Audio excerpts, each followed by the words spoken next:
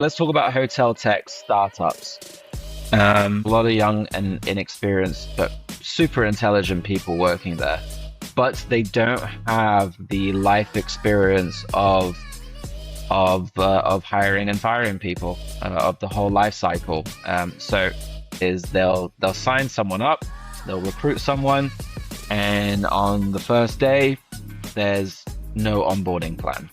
Hotel tech isn't just a big industry, one market where everyone kind of is the same. It all starts in the recruitment stage and even in the job description. It's all about expectation setting.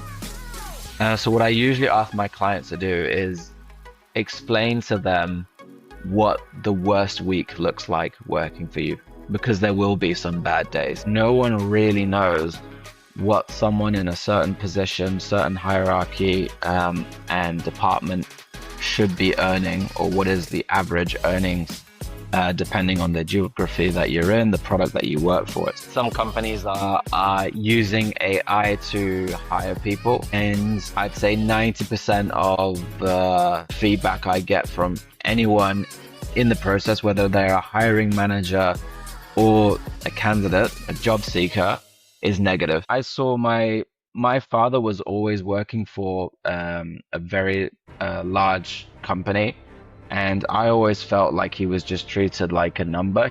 You know, after working for 25 years for the same company, he got made redundant, and they hired lawyers to get as much out of his severance pay as much as possible, fighting him. And it caused him so much stress that it caused him to have a heart attack. I told myself, I'm never, ever going to let myself be in a position like that. Do you know what I believe that's the biggest lie in hospitality? The biggest lie? No.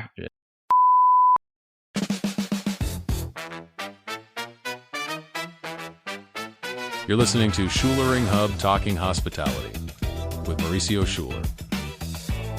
What's up, hospitality? Welcome back to another Schillering Hub Talking Hospitality podcast. I am your host, Mauricio Schuler, and today we are talking about hotel tech jobs, salary, benchmarks, and a lot of other things that I'm very curious to compare actually what's going on in the hotel tech and compare to our hotel jobs and see if the hotel tech will take the people from the hotels to actually work there. But to that, I invited to talk to me here, Edouard Clark. He's a French-British former pro rugby player. He had his own hostel, the student house, and he worked in the HR across multiple positions. He will talk about himself a little bit, but I just want to welcome you. And you're calling from Brazil, my homeland. So that's awesome that you are there and I'm in your place here. So it's quite weird. Welcome to the show, Edouard. Thank you, Mauricio. Bom dia. Thank you for having me. It's a pleasure to have you here. Can I call you Ed? Is that okay? Yes. Of course, Yeah, it's cool, easier. Cool. It's easier. So, and it's like, man, you have a very fantastic story, actually, right? When I researched about you, and we spoke a few times before today, but you have a super cool story, right? You rebuild HR in Prione for Numa, and you open your own, you co-founded Wondery as well. Now you founded the Hospitality Tech Jobs, which is a recruiting company for hotel tech. But what really calls my attention is that pro rugby and the student house, right? Man, how old are you? How you look super young, look super good, super healthy. How did you manage to do all that and still be here now in Brazil, man? Thank you so much for the shower of compliments. At this, it's 8 o'clock over here in the morning. Yeah, look, to answer your question, I was always mega hooked to rugby since the age of 6 years old. Been playing until now, thankfully. I always wanted to become a professional rugby player, even though I was living during my childhood, not in the best rugby countries, but I was simply simply always around the top tier of players, and I was given an opportunity to go to South Africa to give it a real crack, and so spent 11 months at the Sharks Academy over there. It's an academy that creates world-renowned rugby players. Went there and then ended up in Scotland playing semi-pro rugby. How I got into business, into student house, hospitality tech jobs, and all that. I guess I saw my father was always working for a very large company, and I always felt like he was just treated like a number. He was in a golden cage, very well paid. It was, allowed me and my sisters to be in international schools, travel around the world, including Brazil. So it wasn't all bad, but after working for 25 years for the same company, he got made redundant, and they hired lawyers to get as much out of his severance pay as much as possible, fighting him. And it caused him so much stress that it caused him to have a heart attack. And so since that day, I told myself, I'm never, ever going to let myself be in a position like that. And I read entrepreneurship books during university. Like a lot of people, what really got hold of me was the Rich Dad Poor Dad book. And since then, I thought, okay, well, I want to get into property. I want to be an entrepreneur, and that's what kind of started my career, really. Oh man, that's it's a sad story, but it's quite awesome that you came out on the bright side of it, right? And using that negative experience to actually get the strength out of it and Yeah. guide you to do something positive from it. And how was that experience in the student house? So what is the student house, and how did it work? Yeah, so I wanted to invest into property, and one of the ways to get into it was actually to manage other people's property. So I set up a letting agency, an estate agency, but with a specialization into taking care of student tenants. And so we did that in Manchester. We grew that from scratch and started making a decent amount of money. Grew that for over 5 years, and then ended up selling it to one of our biggest competitors in Manchester. All right. And does it compare to a hotel or a hostel in any way? Um, it's different because people are staying 6 to 12 months, whereas hotels, people are staying from one day plus. Now it's morphed into flex living now. Most places you can stay one day, 10 days or 100 days if you want. But I suppose for me the biggest difference and the reason why we were, specialists was because, student tenants, it's the first time they're outside home. Sometimes so you receive kind of tenant requests that you wouldn't receive elsewhere, such as how to change a light bulb, or coming drunk in the middle of the night and they've forgotten their keys. So we're receiving those kind of calls in the middle of the night. So I think it requires a lot more patience. And just to give you one funny example, if you have a 10-bedroom student house, if the internet doesn't work within 15 minutes, you're going to be given an email. If you don't respond to that email within 15 minutes, you get a call from one of the tenants.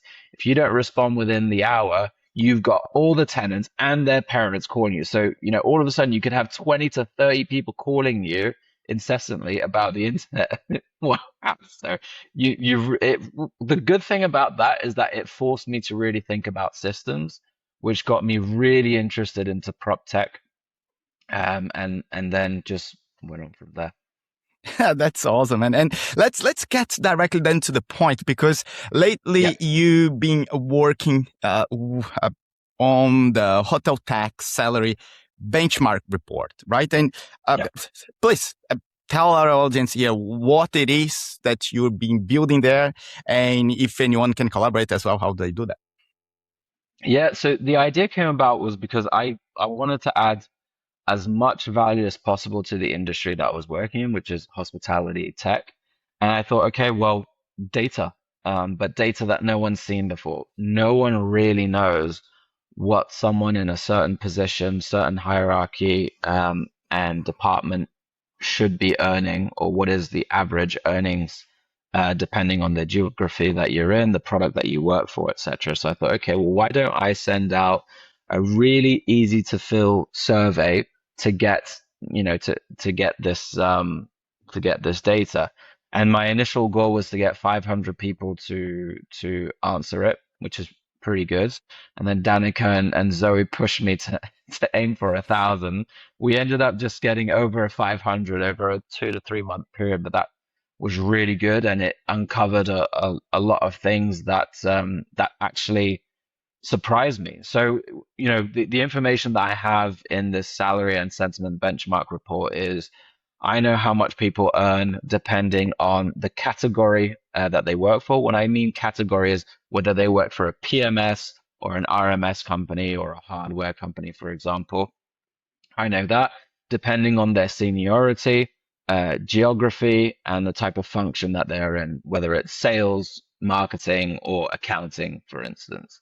But then we also have asked about ENPS, which is sentiment. Basically, are you happy in this industry or not? Which was super surprising, which I think is actually lower than hospitality operations. And I thought it would actually be much higher because of the typical things you would think. These people have their weekends off. These people aren't, facing difficult guests, for example. I just thought that that alone might make things, make them happier, but it's clearly not the case. Wow, that's quite surprising actually as well. Like I'm we've run a little research in the casino for the employees as well, just trying to figure out first data on how happy they were, and we also got very surprised that the people that work during the daytime were the most unhappy people in the casino, and we always thought that would be the nighttime people because they are busier, and but it Yeah. was the opposite, and we it's very interesting to collect this data so you actually can go through your feelings. We like to think that we know things because we feel things, but when you get the data and we ask the questions, everything changes. What is your feeling on why people are more unhappy into the hotel tech compared to actually hospitality? I think it's expectation setting that isn't being done quite well. I think maybe people are expecting things to be a lot easier in hospitality tech than it is in hospitality when it's not. On the sales side, you know, for example, is you can earn the most working for an OTA, but you'll be the unhappiest. Mhm. Why is that the case? Because I don't have the data on exactly why that's the case, but I can only guess right here. So, my thought is compared to the other hotel tech products out there, I feel like the people who work for an OTA, they kind of know that they're not adding a tremendous amount of value to hoteliers. They know that hoteliers want to decrease their dependence on OTAs. Whereas all the other people that work in other hotel tech companies, I know they really feel like they're adding value to hoteliers. They really feel like hoteliers want to use them as well. If only they knew what value they brought across. Um, a lot of a lot of people who go into hotel tech come from a hospitality background and from all levels. Either they spent, a couple of years, working at, front of house, or they went all the way to GM level and just decided to go into the hotel tech. Maybe they missed that face-to-face contact because when you work in hotel tech, the majority are working remotely. So that could be a factor to take into account.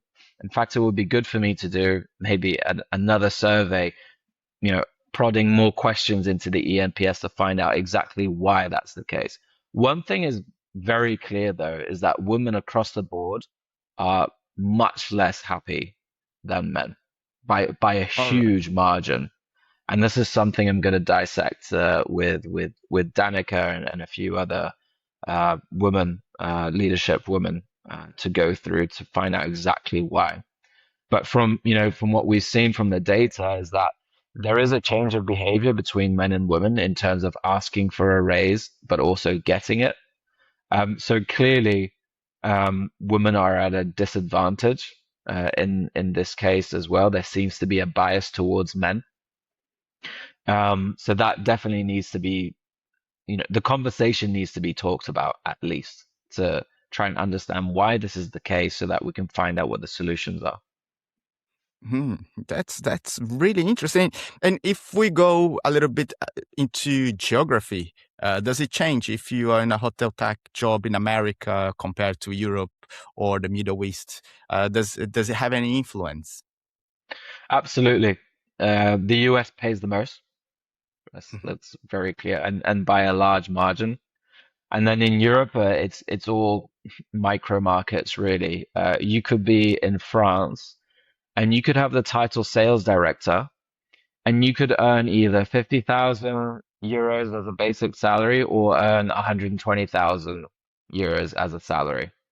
And you could be managing 0 people as a sales director. You could be managing 20 people as a sales director. I would say France is the most unstructured, well, not unstructured, maybe not the word, but the most inconsistent market in terms of salaries and job title. Um, but you asked me about geography. It also depends what product you work for. So someone working in an OTA will earn considerably more than someone working in a HR infosystems company, which is at the bottom of the end.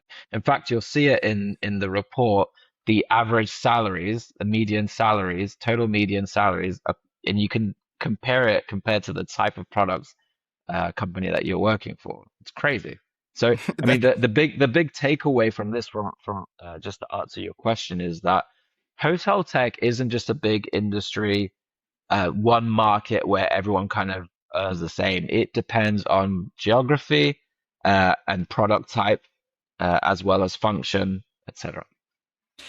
talking about function then, right? Because our audience is mostly about hoteliers, and I know Mm. that many of them have that feeling that they should jump, right? They should jump to the Yeah, hotel tech. They get a lot of invitations to jump over because of their know-how, their yeah, network, or whatever. What are the types of positions that the hotel tech offers? Because you wrote on LinkedIn not long ago that we shouldn't consider hotel tech as one thing because it's really, really different. So, can you dive in a little bit about what you mean by that and what the yeah, positions there? yeah. Well, first of all, of course, it makes sense that people in hospitality are considering hotel tech. Your people that they're the prime people to work there because they will have real experience and real empathy for those that they're trying to help if they decide to jump into hotel tech. Um, if if someone's looking to earn more money, then sales is the way to go. I've met so many ex GMs who jumped into sales. They, they were earning a certain amount, and then they went into hotel tech sales. They've obviously had to take a pay cut because that's just how it is. You have to learn how to sell to hoteliers, especially if you've never done it before. But they end up climbing the ranks very quickly because it's a GM talking to a GM. It's like, I've been through what you've been through. I know what it's like to find it difficult to manage people. I know what it's like, if you're in an airport hotel where all of a sudden 200, 500 people show up because there's been a couple of flight cancellations, and now it's all hands on deck. Even the GM is working, helping in the buffet or whatever. It's those kind of experiences where you don't quite understand someone's pain unless you've been through it. So it's much easier to sell a product that solves a problem that you've actually felt yourself. It's much more convincing to speak to someone like that, to another GM or an operations director when you've been through that. So, um, yeah, one of the reasons to come over is earning potential. If you're selling a complex system, which usually demands you to sell in a consultative way. A GM would do very well in that, and you've got more power over your earning potential compared to a GM maybe, and depending on the company. Some GMs don't have a bonus scheme. Sometimes it's just a basic salary. So if money is important to you, hotel tech can be of interest. Yes, comparing then. So because you just mentioned about like GMs becoming salespeople, and it's a very different set of skills, right? Jumping out from a GM to become a salesperson, where I would say that resilience is the most important thing probably for a salesperson on being hit and just saying like, that's okay. It's not about me, right? And it's a very different set of skills. But when you come to, let's say, a similar type of position, if I would compare a front desk officer or manager in a hotel comparing to a customer experience manager or employee on a hotel tech, how different is their salaries? Oh, that's a really good question. Well, depends on it would depend on the product and geography, but it's definitely a little bit more than what someone would earn in the reception. So a lot of receptionists, correct me if I'm wrong, because I'm not a specialist in that area, but I assume that they're earning minimum wage, roughly. Yeah, just above that should be, but you know how it goes. Yeah. No, it goes above, and in customer success, for example, you can get bonuses as well. I've spoken to actually a lot of sales leaders who say sometimes customer success bring in more money than the actual sales team, because they can do some upselling. They can also ask the current client, is there anyone else that would benefit from our service? So you've got that going. And I suppose in terms of benefits, well, yes, you get to work remotely if that's what you prefer. Um, Depending on the hotel that you work with, you might have easier guests to deal with. Um, but it doesn't come without stress as well. I've heard of customer success managers who've had to deal with over 200 clients, with, many onboardings in a day. That hotel is expecting your 100% attention and hand holding to open up, because, it's usually because they've just opened up the hotel, or they've migrated from one system to the other, and that can be an extremely stressful period for the hotelier. And it's not just one person they're speaking to.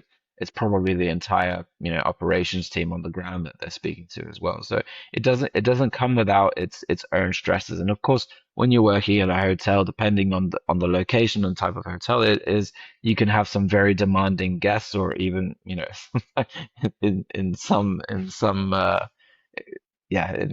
areas it can be almost dangerous guests that you need to kind of handle. Yeah, that's a funny question now. Like, who is the most difficult customer? Is it like, would it be a guest for a hotelier, someone working in a hotel, or the hotelier themselves for a hotel tech?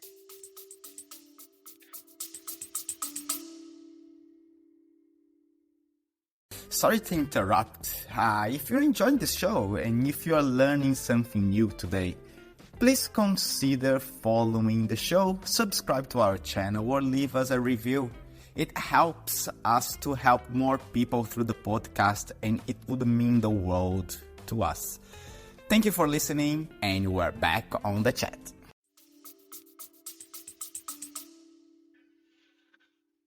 I'd say it's different, and it also depends on the personality of the main contact from the customer success manager. But look, if you have a hotelier that has very high standards for themselves, you can bet they'll have very high standards with, whichever tech that they're taking on as well. If they're paying attention to every little detail for the guest, then they will expect the same from the system that they're using. Yeah, that makes sense. That makes sense. And I brought some data here just as we're talking about what's the benchmark Right. for the receptionists. Yeah, and they are like here in the Czech Republic, unfortunately, people working in service, working hospitality have the lowest pay of all industries across the country. What's pretty shocking to a country, or at least a region that depends so much in tourism, and Yeah. it's really not getting what they deserve. Like these people have skills, right? They can speak 6, 7 languages from English, Italian, French to Russian and German. So they mix a very special set of skills, and it's still the pace is pretty low. And you said something very interesting that on the upsell part, because I believe that in every market they consider the front desk to be doing upsales today, right? To use the opportunity there and do upsales. Many hotel tech companies are providing with this data, providing with the services and products to provide upsale. However, when I speak to them, they don't like to be salespeople. They say that they are receptionists. They are not on sales. Is there anything that happened to that when it comes to the hotel tech, when you are recruiting? Is that something that is a plus on the recruiting side? In terms of knowing languages and so, well, look, I think In terms of knowing yeah, sales, really, if you're hired for someone like a customer success, for example, yeah. but having that upselling skills or seeing an opportunity to sell, is this something that the hotel tech consider on the recruiting, or is something that they throw after into the training? They'll definitely consider it as a bonus, but it's not the most important thing. I think the most important thing is empathy, knowing how to deal with a stressed out client. I think if you've got that, and the more languages you speak, the better. Because, let's think about one of my clients, they were looking to go into the French market, and they were initially looking for a salesperson. And that salesperson taught them that, look, if you don't have someone in customer success that speaks French, then don't even bother. Don't even bother selling at all, because they're going to expect you to do the onboarding in French. They're not going to be happy if you do the onboarding in English. So it's a huge bonus to have several languages if you can speak to them fluently. And at the end of the day, whether you agree with it or not, the talking about salaries, it's all about supply and demand. If there's a short supply for that, it's shorter than the demand, then the salaries will rise. And if it's the opposite will happen. But yeah, for customer success, the most important thing is empathy, understanding hospitality. So if you're someone at the front desk who has been through an opening, or that has experienced, a migration to a different system, this experience puts you in a really good position to get a customer success role. Mm-hmm. And what's the hardest position to fill in the hotel tech right now? Good question. Any of the AI engineering roles? Because if you understand, if you have skills in AI and engineering, you are needed across several industries.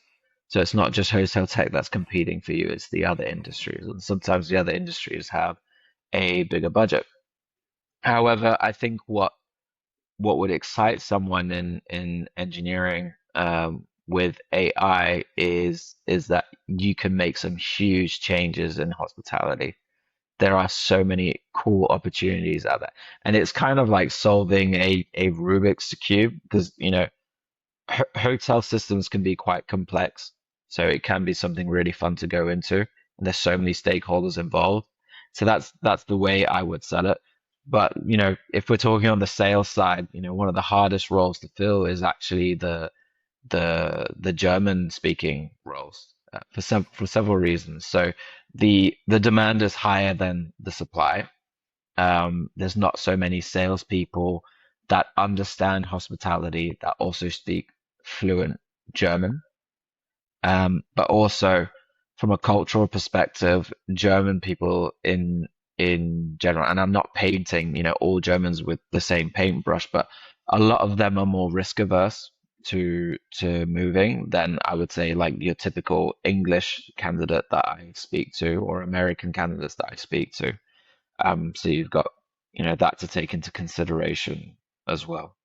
Like, very good point. I'm based in Czech Republic, and they share that risk averse as well. So I totally understand what you mean when it comes to changing technology in a hotel around Mhm. this region. And if let's talk about the training on onboarding as well. Like, that's what I love about this, trying Yeah. to figure it out what we can do to keep people working in a hotel. But at the same time, what the hoteliers can really do to make their lives better, so they are happy working in a hotel, right? And training, onboarding is crucial. The turnover for hospitality is huge, right? Is the turnover in the hotel tech such an epidemic as well? Well, see, this is where I see a massive opportunity for you, Mauricio, because I see the same issues over here, and it's for different reasons. So, hotel tech. Let's talk about hotel tech startups. Um, just like any startup, there's a lot of young and inexperienced but super intelligent people working there, but they don't have the life experience of hiring and firing people, of the whole life cycle. So what I've seen too many times happen is they'll sign someone up, they'll recruit someone, and on the first day there's no onboarding plan, or the expectations weren't set.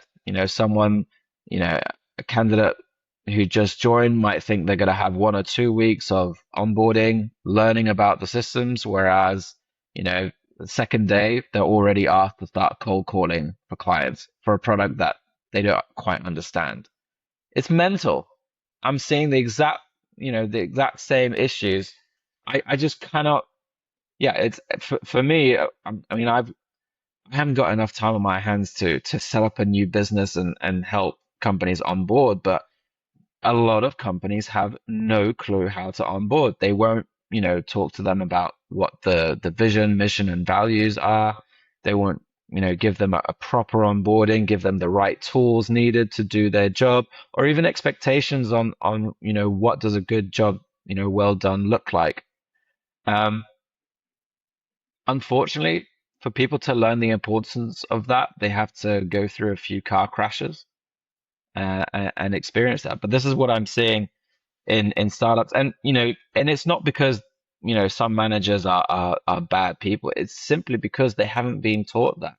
Their CEO doesn't have the time to teach them, hey, this is how you recruit someone, this is how you onboard someone, this is how you manage someone, this is how you do an appraisal. This is how, if you wanted to fire someone, these are the steps that you need to do before you get to that stage. It's not like, oh, after a week of bad work, you have the right to fire someone. That's not how it works. So there's a lot of things to learn there. And I really see an opportunity in the hospitality tech startup market to help people become better leaders and therefore save a lot of time, heartache, and money. It's you say that now, and one thing that I truly believe is we build teams, right? We just don't form them. We just don't hire anyone and figure it out. Normally, we know what we are looking for. We should at least know what we are looking for. So I like to make a parallel with a football team, right? So if you are in a football team, and yeah, as a Brazilian, as you and you have a strong defense, right? Like you build a team with a strong defense, but you can't score goals and you almost got relegated. The next year, you won't look for defenders. You look for like strikers or midfield, right? You will strengthen your team. And I like to think a hotel team, maybe a hotel tech. In the same way, you need to understand the set of skills that your team already have and the Yeah. set of skills that you are missing, and then look for that. when you are recruiting for them, what's the guidance that they give you to look at? They send you, I just need a position, or they actually already work with you with values and a little bit of the mission of the company to find the right person? It depends. Every client is different. They usually come up to me and say, "Hey, I'm looking for this person." They usually don't have time to find that person or don't have the network, and they want to tap into mine. And then they don't realize that I actually ask them deeper questions. Let's go through the job description together. What is your company about? What does the future look like? Are there, any new funding rounds, any new exciting projects? What is happening to your department? Are you just looking for that extra person? What is the reason why you're looking for that person? Because sometimes it's not a case of just me saying, yeah, I will find that person for you. Sometimes I might say, actually, you just need a consultant for a few months and that will solve the problem that you have. Mhm. Most calls, I usually start with this. What are your biggest challenges? Because I might have some information that tells me, actually, I should be advising them not to hire this type of person. Maybe they need a different type of person based on the challenges that they're talking to me about. It also depends on their budget as well and how fast they want to solve that challenge. It might be that they do really need my recruitment services or they need a consultant. And this is also part of why I'm part of the Gain consultants. Mhm.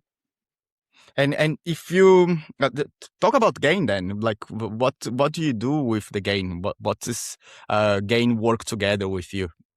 Yep. So Gain are like the Power Rangers, I would say, of consultants across the hospitality and the hotel tech industry. They work globally.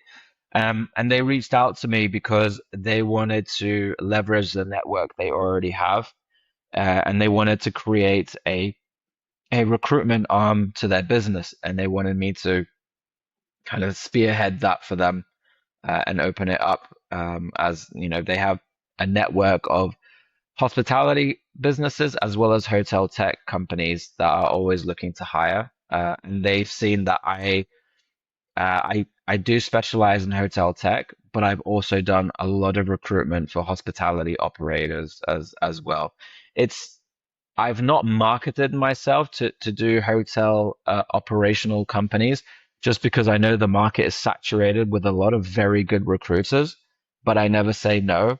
And I think once I've set the real foundations of the hotel tech side of my business, we will go into serving hotel operating clients. All right, that's exciting. And if I think that like my opinion about recruiters is if the person that you bring in stay, you are great. You found the right person, right? If you bring a person and this person leaves or doesn't fit in, I may blame you for that, right? I'm not totally, but I can see that how the picture is formed. And many times it's just onboarding that wasn't right. The environment wasn't right, or the expectations, as you said, were not built. So if you would suggest or tell the companies that you work with or someone listening today, what would be that a framework onboarding? What would be the onboarding practice that they should install, they should put in practice that the people that you bring in would stay? Yeah. For me, it all starts in the recruitment stage and even in the job description. It's all about expectation setting. So what I usually ask my clients to do is explain to them what the worst week looks like working for you, because there will be some bad days. And I think if you already tell them that up front, that helps them realize, is this really for them? The last thing you want to do is to convince someone to work with you and hide the bad parts, because they're gonna feel like they've been missold to. It's like someone selling something to you, you buy it, and then it turns out to not be what you thought it was.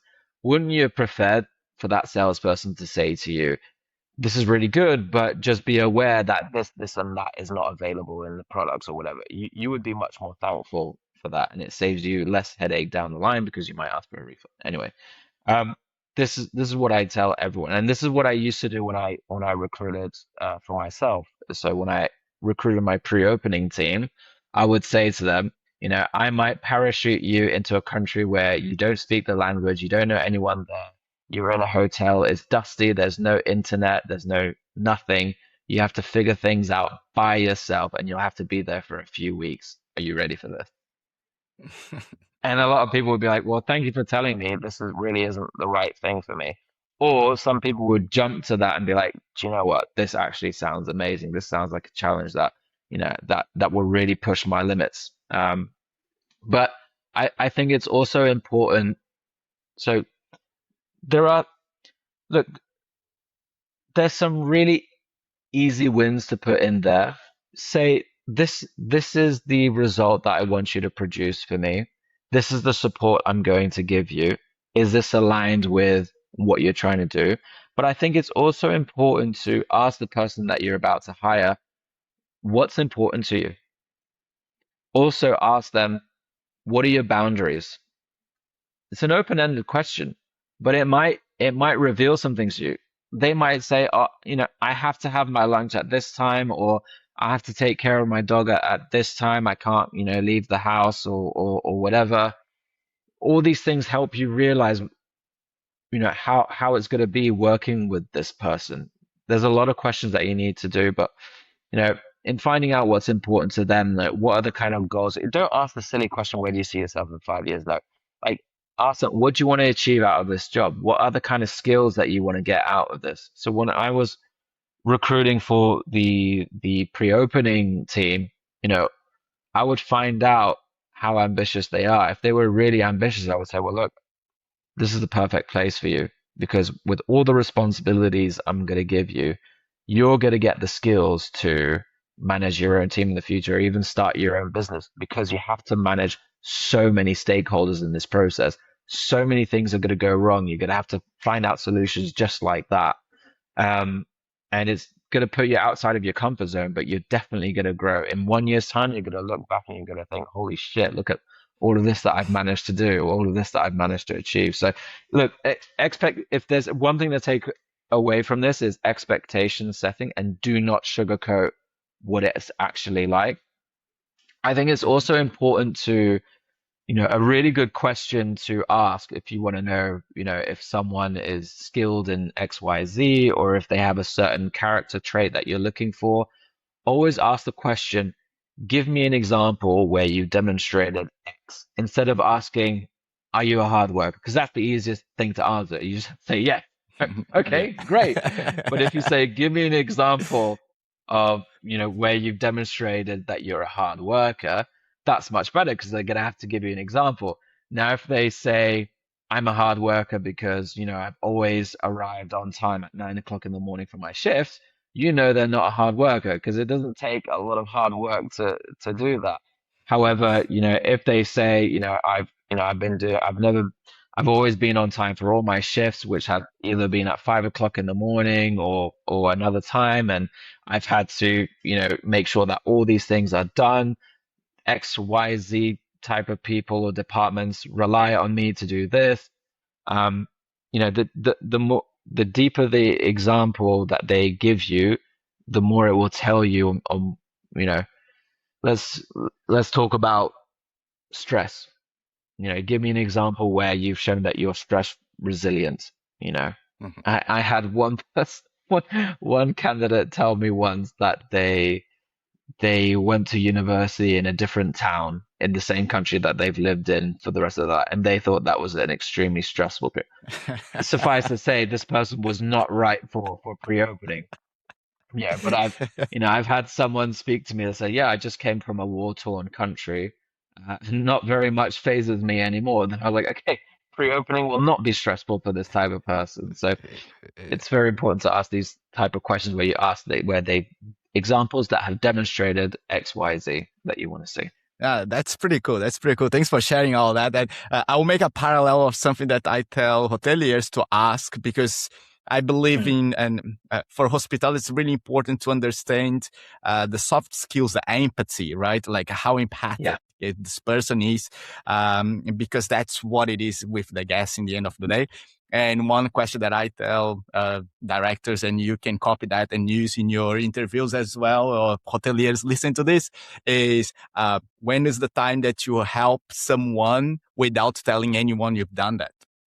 And just to get, is this person is it natural to tell them, or they will make up a story right now, that you will notice, but you really get them out of guard, because they come to the interview prepared to answer all these 5 years questions, and you get them out of guard. And if they get emotional, you clearly know that, yes, it's something important for them, and you know that this person will care about people around them, and this is probably much more important than the skill and the experience that they had before. So it's a great question. Yeah, I love to ask that. Let's jump into future. We are talking for a long time. Wow, I just saw the time now. So one question about the future. Yes, AI is taking over, stressing people out, exciting so many. It's such a mix of emotions when we come to AI. It's AI changing the job market itself, rewriting job descriptions, and reinventing what hotel tech is going to be. It's definitely changing the job market, in different ways, in good ways and bad ways. I'd say the bad ways is that some companies are using AI to hire people, and I'd say 90% of feedback I get from anyone in the process, whether they're a hiring manager or a candidate, a job seeker, is negative. And I would say humanity wins in that case. For example, the way I do things, I mean, it's all relationship based. I can't use AI to do what I do. But it also helps people to stand out. The more human you are, the more you stand out. So when I reach out to someone, I don't use templates. I tell them exactly why I want to speak to them, whether it's a hiring manager or a candidate. In terms of changing hotel tech, well, now we're coming in an age where one marketer with AI skills could replace a team of 10 marketing, a team of, a marketing team of 10 people. So I think it's, everyone should make some sort of effort in learning to harness AI. In terms of the jobs in the future, I read an article with Mihai Boat. Mihai Boat is probably the smartest person I know in hospitality and AI. He just completed an AI course from Berkeley, which is one of the best schools of AI in the world. He sat with people who work in the Pentagon in the US, for example. So he's the only person I know in hospitality who knows this much on AI. And one of the things he mentioned was the human in the loop role. And so what that means is you could have a hotel that harnesses AI. Let's talk about revenue management systems that will, tell a hotel that it needs to do this, this, this, and that. But before it actually actions it, you need a human to check if it's actually correct, check for context, because that AI might say, oh, we should raise the ADR price by 1,000% because there is a concert happening or whatever. But the GM or the human in the loop might think, well, actually, no, that's a bad idea because it might ruin our reputation and things like that. Same thing for, maybe payment systems, accounting systems. There might be a mistake right there. You don't want it to pay for 20 crates of, toilet paper to come in all of a sudden. So you do need a human in the loop to check for these things. And that's in several industries. If you search human in the loop manager, you will see that will turn up. And that might not be just the GM that does it. It might be shared responsibility amongst people across the ranks in hospitality, which could be quite interesting. But what I see is that there's going to be a race of hotel tech companies to be able to do everything that Hotelier does. But I think this will take time because the ownership and decision making in hotels varies across the board. Sometimes it's owner managed. Uh, Otherwise, it's there's leases to operators. Just that alone changes the dynamics of who decides when is the right time and the budget of taking on new systems. So, I mean, it's anyone's guess of what the future looks like, but that's my Well, thoughts. yeah.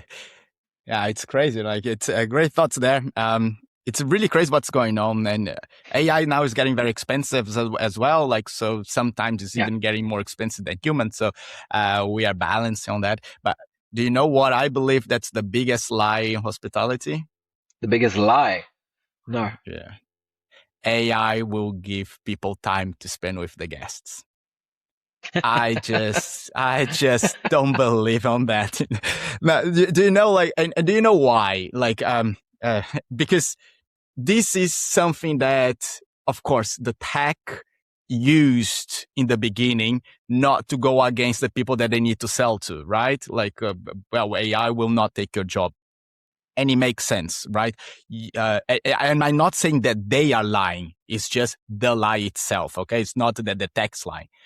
But if you work in a hotel, if you work in hospitality, you know that the moment that an employee has time, they go to smoke a cigarette. If they have free time in their hands, they will gossip. They will have a coffee. Because this is what they've been doing for 30 years. They've been behind a screen. And when there is free time, they take the free time to rest up.